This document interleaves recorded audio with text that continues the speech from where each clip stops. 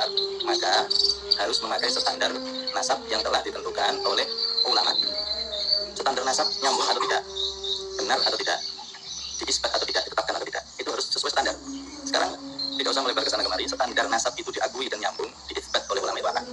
Maka kita lihat standarnya.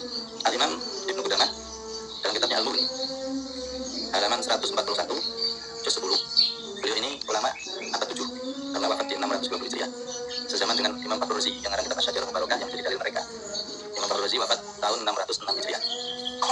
Beliau menyebutkan standar ukuran, tolak ukur. Bicara nasab ikut standar ini. Harus ada standarnya. Kita berbicara masalah apa? Ada standarnya. Apa kata beliau standar? Standar untuk menentukan nasab ini terkisbat, terkonfirmasi secara ilmiah. Wa ajma'a ahlul ilmi.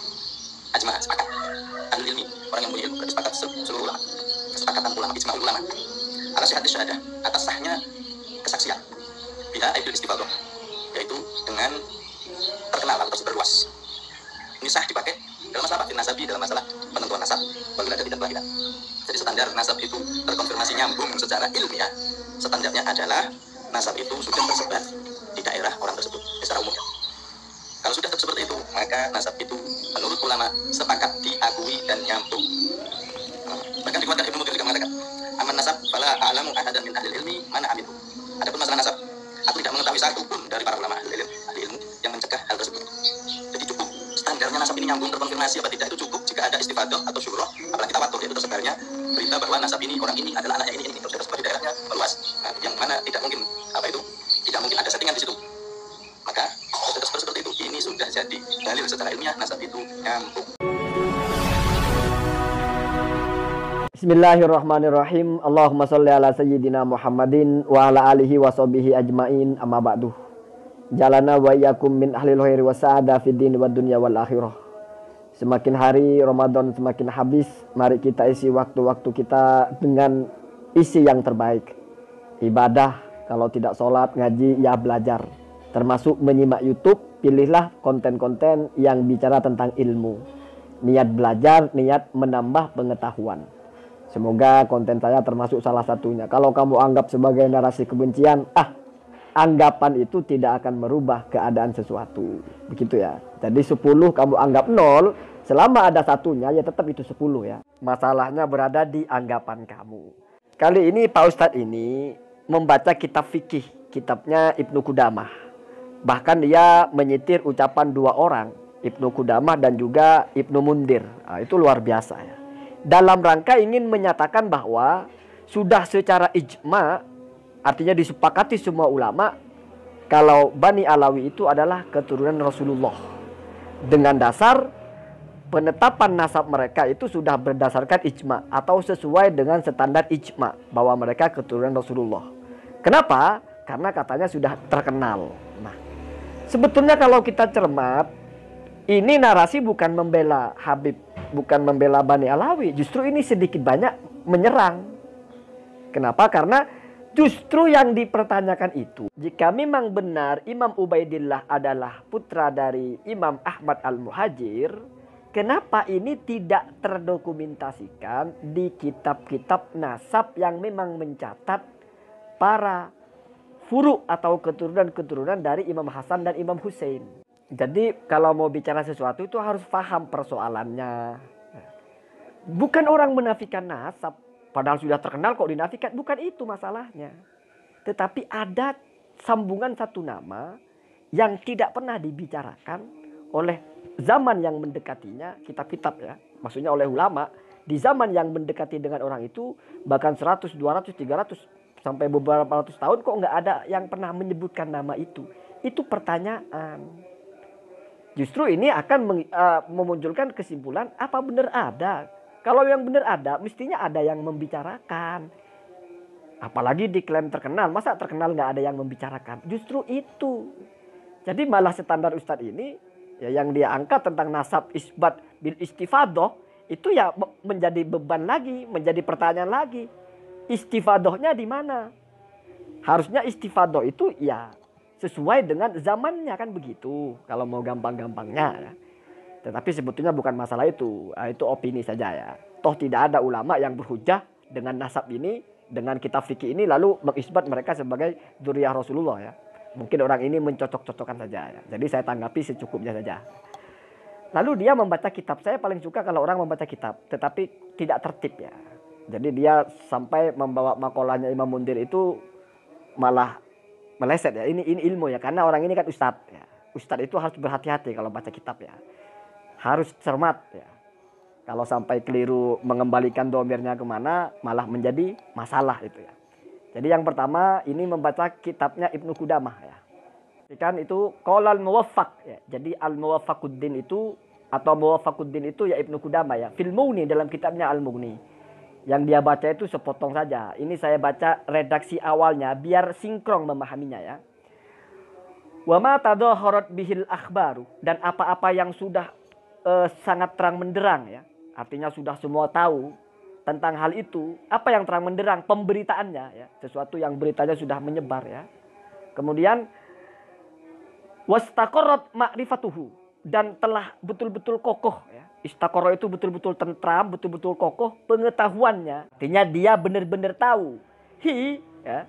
Domainnya kemana itu? Ya kepada emak, kepada sesuatu. Jadi ada sesuatu yang sudah tersebar luas di pemberitaan, sudah orang-orang kenal, dan dia itu sudah benar-benar istiqrar, benar-benar tahu ya di dalam hatinya ya. Fi qalbihi, di dalam hatinya. Jadi dia sudah dengan tenang, sudah sangat yakin bahwa dia tahu bahwa beritanya sudah menyebar luas. Jadi dia tahu ada berita yang menyebar luas. Ya. Kemudian syahida bihi, maka dia boleh bersaksi dengan itu. Jadi ini kasus orang mau bersaksi tentang sesuatu tapi dia tidak menyaksikan. Jadi tidak ada muayanah, tidak melihat langsung, bahkan juga tidak mendengar langsung dari pelakunya atau dari sumbernya. Tapi dia cuma tahu bahwa ini sudah menyebar. Maka orang itu boleh bersaksi dengan jalur seperti itu. Jadi begitu Pak ngaji fikih ya. Jadi ini jalur orang bersaksi, di mana basisnya dia bersaksi atau materi persaksian dia berbasis kepada ada sebuah berita yang sudah menyebar dan hati dia sudah meyakini itu. Itu Pak ya. Kemudian kasyahadati ala nasab. Seperti misalnya dia bersyahadah atau membuat persaksian tentang nasab. Jadi misalnya kita sudah tahu bahwa Sayyidah Fatimah adalah putri dari Sayyidina Rasulullah SAW. Itu kan kita tidak mungkin mendengar. Bahkan mungkin kita tidak mungkin melihat ya. Musyahadah tidak mungkin. Mu'ayanah tidak mungkin loh. Karena sudah lampau. Yang kedua, kita juga mungkin saja tidak pernah mendengar ada yang bilang langsung. Tetapi berita ini sudah menyebar di mana-mana. Kenapa bisa menyebar? Ya karena disuarakan banyak orang. Kan begitu. Maka kita pun boleh bersaksi bahwa Sayyidah Fatimah putri Rasulullah SAW. Itu namanya kita bersaksi berbasis pemberitaan yang sudah menyebar luas. Begitu ya. Wahadan nau'usani minas sima'ih. Dan ini adalah kategori persaksian dari jalur mendengar tapi yang variasi nomor 2. Kalau variasi simak yang mendengar langsung itu ya asimak langsung ya. Jadi bersaksi lewat menyaksikan langsung, lalu kamu bersaksi. Ada bersaksi kamu lewat jalur kamu mendengar. Kalau mendengar berita ya dari satu orang pun kamu dengar berita lalu kamu bersaksi.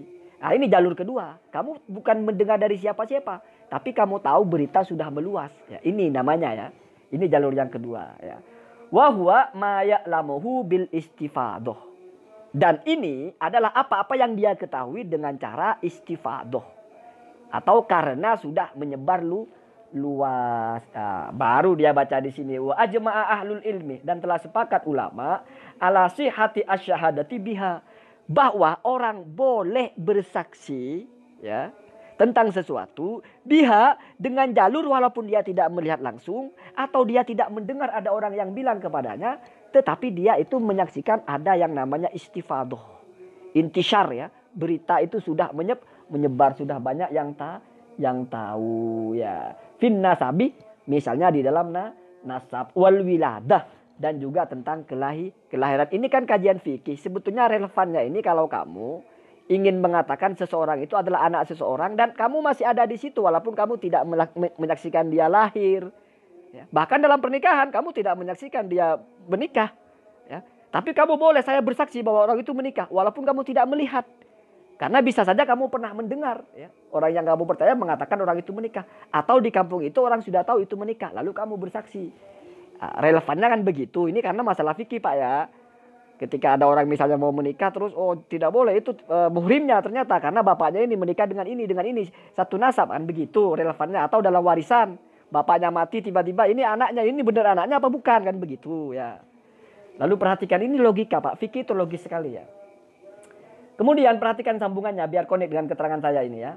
Wa qala Ibnul Mundzir dan berkata Ibnul Mundzir, amman nasabu, adapun tentang nasab, fala a'lamu ahadan min ahlil ilmi, maka saya tidak menemukan satu orang pun dari ulama mana'ah yang mencegah ya, satu orang itu. Artinya saya tidak pernah menemukan ulama yang mencegah atau mengatakan tidak sah atau mengatakan tidak boleh ya. Apa ini kan bicara persaksian ya. Minhu dari orang yang bersaksi menggunakan jalur apa? Mendengar atau istifadoh itu. Ya. Jadi kata Ibnu Mundzir tidak ada ulama yang mencegah persaksian dengan jalur seperti itu. Ya. Dalam masalah nasab. Kenapa? Ini alasan logisnya. Ya. Walau mana adzalika atau kalau mau dibaca gampangnya walau muni adzalika. Karena kalau itu dianggap tidak boleh, artinya kamu dalam nasab juga harus menyaksikan secara musyahadah, muayana, harus langsung, tidak boleh via mendengar, tidak boleh via istifadoh juga. Maka ini konsekuensinya lastahalat ma'rifatu asyahadati bihi. Maka istahala itu mustahil, maka tidak mungkin ya ada orang yang mengetahui kesaksiannya tentang nasab itu. Artinya ya, kalau harus syaratnya dalam masalah nasab juga kamu harus melihat langsung. Tidak boleh kalau jalur mendengar. Ya. Kamu mau jadi saksi tentang nasab. Jalurnya kamu hanya mendengar tidak melihat langsung. Kalau ini tidak boleh. Maka kalau dalam masalah nasab. Ya, tidak mungkin nanti ada orang yang bisa bersaksi dan dia tahu atas apa yang dia saksikan. Kenapa? Karena kalau jalurnya harus menyaksikan. Misalnya sudah lewat. Bagaimana kita bisa tahu? Bagaimana kita bisa melihat ya, musyahadah? Ya. Maka ada jalur mendengar. Ya. Itu maksudnya ya. Kemudian karena la sabila ila ma'rifatihi, tidak ada jalan untuk mengetahui nasab itu. Qot'an secara pasti biwairihi kecuali dengan jalur ya mendengar itu. Ya. Atau ya istifadoh tadi sudah populer. Ya.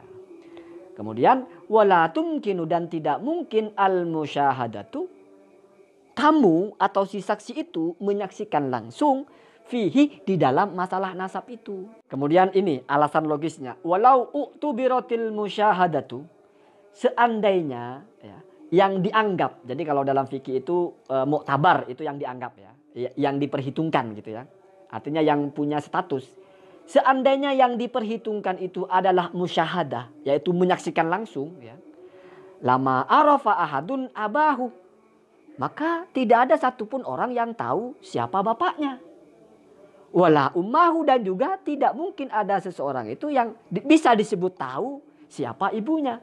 Artinya kalau orang mau bersaksi harus tahu. Dan disebut tahu harus menyaksikan. Kalau ini dalam masalah nasab, maka tidak mungkin. Karena kalau ini dipaksa, harus musyahadah, maka berarti seorang anak tidak akan pernah sah disebut dia tahu siapa bapaknya dan dia juga tahu siapa ibunya. Wala ahadan dan tidak ada satupun min aqoribihi dari keluarga-keluarganya. Karena begini, kamu ketika lahir tidak mungkin kamu menyaksikan bahwa itu ibumu yang melahirkan. Apalagi kamu juga tidak mungkin menyaksikan bahwa bapakmu sudah menikah dengan ibu kamu. Ya. Dan kamu pun juga tidak akan pernah bisa tahu secara pasti keluarga kamu yang lain. Nah, ini bukan masalah misalnya kamu punya adik. Ya, kamu lihat, oh iya itu adik saya. Ya. Tapi bagaimana kamu bisa tahu itu adik kamu? Orang kamu tidak tahu pasti kamu adalah anak ibu kamu itu. Kenapa? Karena kamu tidak melihat. Nah, itu logikanya Pak. Jadi ini konteksnya adalah kalau dalam soal nasab boleh ditetapkan berdasarkan kesaksian seseorang di mana dia jalur bersaksinya tidak melihat langsung tapi hanya mendengar, baik dia mendengar secara langsung dari pelakunya atau dia tidak mendengar langsung dari siapapun tapi dia tahu berita itu sudah menyebar. Jadi ada dua teks di sini, mendengar atau istifadoh ya. Makanya istifadoh itu adalah an-naw usani minasima, jenis kedua dari persaksian jalur lewat hasil mendengar, bukan menyaksikan langsung. Itu Pak intinya di situ. Kemudian wala ahadan min aqoribihi, dan dia juga tidak akan pernah bisa tahu satu orang pun dari keluarganya. Ya kalau kamu tidak bisa tahu ibumu, ya, maksudnya tidak bisa tahu itu karena kalau disebut tahu harus menyaksikan. Ya. Kamu tidak mungkin menyaksikan ketika kamu lahir. Maka ketika perempuan yang kamu anggap ibu itu lahir lagi, kamu melihat orang itu melahirkan si Maman yang harusnya adik kamu. Tapi kan kamu ibunya saja tidak tahu kalau itu ibu kamu, apalagi itu adik kamu ya. Artinya kamu juga tidak bisa dihukumi tahu bahwa itu adik kamu. Walaupun kamu menyaksikan. Kenapa? Karena pangkalnya ya, ibunya melahirkan kamu itu, ibumu maksudnya, kamu tidak saksikan. Ya, itu maksudnya ya. Itu ulama membahas ya. Kemudian itu pendalilannya. Kemudian ini bagian penutup yang bawah ya. Wa qala Malikun, karena tadi bawa ijma, maka disebutlah ulama, salah satunya Imam Malik ya. Laisa indana, tidak ada satupun di antara kita orang ya, atau tidak akan ada di antara kita itu orang yashhadu yang pernah menyaksikan ya ala ahbasi ashabi Rasulillah sallallahu alaihi wasallam illa bisimai, atas peristiwa ya. Ahbas itu ini kan bab wakaf ya. Imam Malik kan bicara tentang dalam wakaf itu kesaksian berdasarkan mendengar itu juga boleh. Nah, maka di sini konteksnya adalah tidak ada orang yang menyaksikan wakaf-wakaf para sahabat kepada Nabi ya. Itu maksudnya indahnya itu di antara kita ya, kalau sahabat dulu yang menyaksikan ya. Maka kata Imam Malik, dan wakaf itu sah. Ya. Contohnya kita sepakat kalau sahabat itu dulu wakaf kepada Nabi. Ya. Maka dari itu ya kita pun kalau ada wakaf walaupun kita tidak menyaksikan langsung, selama ada kita mendengar itu wakaf ya sudah itu sah. Itu konteks hukumnya Pak ya. Jadi karena tidak ada yang tahu di antara kita illa bisima'i, kecuali dengan mendengar. Kemudian ini tentang Imam Ahmad. Wakilah, dan pernah ditanya li Ahmad kepada Imam Ahmad. Ya, diucapkan kepada Imam Ahmad. Tashhadu anna fulanatan imro'atu fulanin walam tashhad an nikahah. Ini pertanyaannya, apakah engkau mau atau boleh, atau maksudnya membolehkan ya, apakah Anda siap bersaksi bahwa si perempuan ini adalah istri dari laki-laki itu, fulana adalah istri dari fulan itu, padahal Anda tidak menyaksikan dengan secara langsung pernikahan mereka? Itu pertanyaannya. Faqala, maka Imam Ahmad menjawab, "Na'am, ya, saya bersaksi." Kemudian idza kana mustafidon fa asyhadu. Nah, apabila pernikahan itu sudah menyebar, artinya sudah semua orang tahunya begitu, maka saya pun akan bersaksi, begitu ya. Aqulu ya, dan saya berkata atau saya berpendapat lah, ini kan Imam Ahmad ya. Inna Fatimata ibnatu Rasulillah sallallahu alaihi wasallam. Sayyidah Fatimah itu adalah putri Rasulullah sallallahu alaihi wasallam. Wa anna Khadijah ya, dan sesungguhnya Sayyidah Khadijah wa Aisyah, dan Sayyidah Aisyah zaujahu, adalah keduanya merupakan istri Rasulullah sallallahu alaihi wasallam. Wa kullu ahadin, dan semua orang di antara kita ya, yashhadu bidzalika, bersaksi tentang hal itu, bahwa Fatimah putri Rasul, bahwa Sayyidah Khadijah, Sayyidah Aisyah ya istri Rasul ya. Min ghairi musyahadatin, tanpa menyaksikan ya, tidak menyaksikan pernikahannya ya, tidak menyaksikan lahirannya. Kenapa berbeda antara lahiran dan pernikahan? Kalau pernikahan itu berarti mau memastikan siapa bapaknya. Kalau lahiran memastikan siapa ibunya, karena terkadang ada orang yang tidak ada bapaknya dia lahir. Oh berarti ini anaknya ini. Begitu ya. Makanya dibedakan antara fin nikah wal wiladah, nasab ya, nasab, nikah, wiladah. Begitu. Jadi konteksnya ini Pak, tentang orang boleh memberikan kesaksian, dan kesaksiannya itu bisa digunakan untuk menetapkan sesuatu dalam masalah nasab, walaupun kesaksiannya itu dia tidak berdasarkan penglihatan langsung, tapi hanya mendengar, atau tidak mendengar langsung tapi dia melihat fenomena bahwa semuanya sudah berkata begitu ya. Artinya mayoritas mengatakan begitu, sudah populer. Nah, tentang yang disampaikan Kiai Imaduddin justru mempertanyakan itu, kok tidak populer zaman dulu, kok populernya belakangan. Itu Pak ya, sebetulnya itu yang perlu dikaji. Ya siapa tahu mungkin ada kitab-kitab yang belum dicetak atau mungkin tidak beredar di Indonesia ya. Keilmuan itu kan luas ya. Jadi ini tetaplah kita anggap sebagai perdebatan ilmiah saja. Allahumma hadina